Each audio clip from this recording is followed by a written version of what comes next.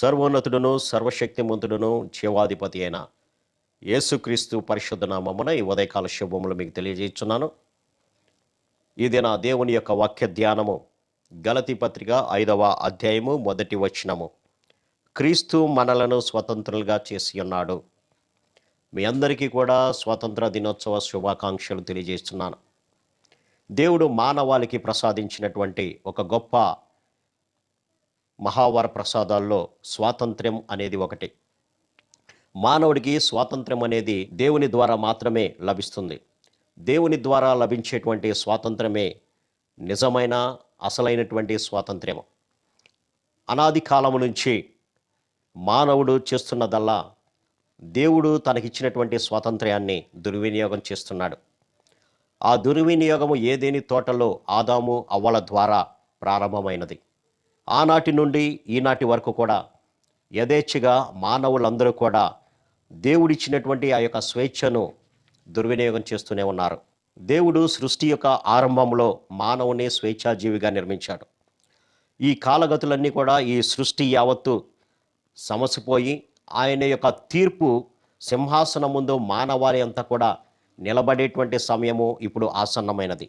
అయినప్పటికీ కూడా మానవుడు తన యొక్క స్వేచ్ఛను దుర్వినియోగపరుస్తూనే ఉన్నాడు. ఇటువంటి సమయంలో కూడా మళ్ళీ మానవుడు స్వేచ్ఛాజీవిగా నిలబడాలి అనేటువంటి ఆయన యొక్క అనాది ప్రణాళికలో మానవుడు దేవుణ్ణి ధిక్కరించి దేవుడిచ్చినటువంటి స్వాతంత్రాన్ని కాలదన్ని సాతానుకి, వాడి యొక్క కుయుక్తులకు, వాడి యొక్క తంత్రాలకు తలయొగ్గి తనను తాను పాపానికి బానిసగా చేసుకున్నాడు ప్రియులారా. అయినప్పటికీ కూడా దేవుడు మానవుని యొక్క విడుదల కోసము తన అత్యంతమైనటువంటి కృపను బట్టి ఒక రక్షణ ప్రణాళికను ఏర్పరిచి మానవుడు ఏ స్వాతంత్రాన్ని అయితే పోగొట్టుకున్నాడో ఆ స్వాతంత్రాన్ని మళ్ళీ అతనికి ఇవ్వాలనేటువంటి ఆలోచనతోనే తన యొక్క ఏకైక కుమారుడు, ప్రియ కుమారుడు అయినటువంటి యేసుక్రీస్తును ఈ లోకానికి పంపించి ఆయన చేసినటువంటి కల్వరి యాగం ద్వారా మానవుని యొక్క పాప విముక్తికి తన యొక్క చివరి రక్తపు బొట్టు దారపోశాడు. అందువలన యేసుక్రీస్తు యొక్క రక్షణ సువార్త మాత్రమే కాదు కానీ అది సర్వ మానవాళికి కూడా స్వాతంత్ర్యాన్ని కలుగు చేసేటువంటి ఒక గొప్ప వార్త. ఎవరైతే యేసుక్రీస్తు యొక్క సత్యంలో నిలిచి ఆయనే రక్షకుడిగా అంగీకరిస్తారో, ఆయనకు నిజమైనటువంటి శిష్యులుగా ఉంటారో, అప్పుడు ఆ యొక్క సత్యం అనేటువంటి యేసుక్రీస్తు మనలను స్వతంత్రులుగా మారుస్తున్నాడు పిల్లరా. ఏదేని తోటలో పోగొట్టుకున్నటువంటి ఆ యొక్క స్వాతంత్ర్యాన్ని మానవుడు తిరిగి రాబట్టుకోవడానికి చేయవలసినటువంటి ప్రతి కార్యము చేస్తూనే ఉన్నాడు. కానీ దేనివల్ల కూడా తన యొక్క స్వాతంత్ర్యాన్ని తిరిగి పొందుకోవట్లేదు. కానీ యేసుక్రీస్తుని తన యొక్క సొంత రక్షకుడిగా అంగీకరించడం ద్వారా మాత్రమే ఆ యొక్క స్వాతంత్రాన్ని పొందుకుంటారు అనేటువంటి సత్యాన్ని మానవుడు మర్చిపోయి రకరకాలైనటువంటి ప్రయోగాలు చేస్తూ ఉంటున్నాడు పిల్లరా. ఈ యొక్క మానవాళి ఎంత శాస్త్ర సాంకేతిక రంగాలలో దూసుకుపోతున్నా తన యొక్క విమోచన కొరకు, తన యొక్క విముక్తి కొరకు మానవుడు చేయవలసినటువంటి ప్రతి ప్రయోగాన్ని కూడా చేస్తూనే ఉన్నాడు.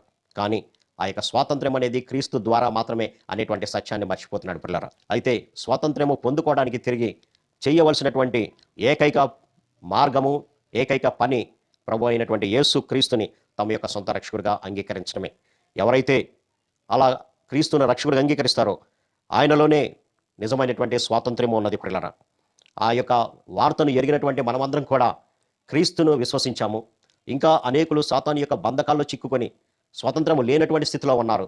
వారందరికీ కూడా దేవుని యొక్క రక్షణ సువార్త, దేవుని యొక్క స్వాతంత్ర్యాన్ని సువార్తను వారికి తెలియపరచడం ద్వారా వారిని కూడా విడుదలకు దయచేద్దాం. కాబట్టి ఈ యొక్క స్వాతంత్ర దినోత్సవం మన దేశానికి మాత్రమే కాదు కానీ మన యొక్క వ్యక్తిగత జీవితాన్ని కూడా స్వాతంత్రాన్ని దయచేయబడాలంటే అది ఈ లోకంలో దేనివల్ల సాధ్యపడదు కానీ క్రీస్తు రక్తం వల్లే, ఆయనను రక్షకుడిగా అంగీకరించడం వల్లే. కాబట్టి ఈ యొక్క సువార్తను ప్రతి ఒక్కరికి తెలియపడదాం. బంధకాల్లో ఉన్న ప్రతి ఒక్కరికి విడుదల దయచేద్దాం. అట్టి కృపా పరిశుద్ధాత్మ దేవుడు మనందరికీ దయచేయను గాక.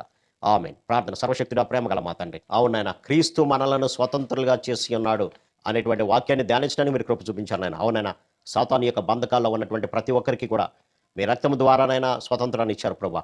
ఆ స్వతంత్రంలో మేము స్థిరంగా నిలబడి మళ్ళీ సాతాను యొక్క చేతిలోకి వెళ్లకుండా సహాయం దయచేయండి.